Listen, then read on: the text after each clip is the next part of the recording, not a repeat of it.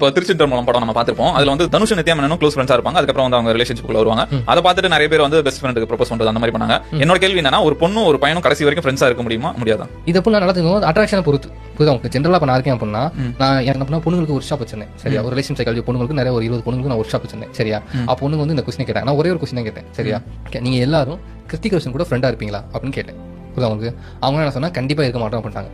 ஏன் ஒரு பையன் கூட ஃப்ரெண்டா இருக்கலாம், ஏன் கிருத்திக் ரோஷன் கூட ஃப்ரெண்டா இருங்க, ஏன் கிருத்திக் ரோஷன் கூட ஃப்ரெண்டா இருக்க மாட்டீங்க அப்படின்னு என்ன அர்த்தம்னா, கிருத்திக் ரோஷன் ஒரு அழகான பர்சன், நல்ல ஹை வேல்யூவான பர்சன், அவங்க கூட ஃப்ரெண்டா இருக்க யாரும் விரும்ப மாட்டாங்க.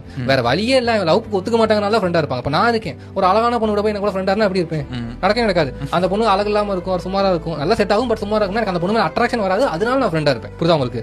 ஃப்ரெண்டா இருக்கலாம், எப்ப இருக்கலாம்னா எனக்கு அந்த பொண்ணு மேல அட்ராக்ஷன் வராது, பட் நல்ல ஒரு க்ளோஸ் ரிலேஷன்ஷிப் அப்பதான் இதா இருக்கும். புரியுதா உங்களுக்கு? அப்படி இல்லாம அந்த பொண்ணு அழகா இருந்துச்சு அப்படின்னா நான் பிகினிங்லேயே ஃப்ரெண்டாவே இருக்க மாட்டேன், முதல்ல இதா இருக்கும். சம்டைம்ஸ் என்ன பண்ணா அந்த பொண்ணுங்களுக்கு மாத்தி மாத்தி பெரிய அட்ராக்ஷன் இருக்காது, பட் கொஞ்ச நாள் பேச பேச பழக பழக பழக ரெண்டு பேரும் செட் ஆகி அதுக்கப்புறம் அப்படியே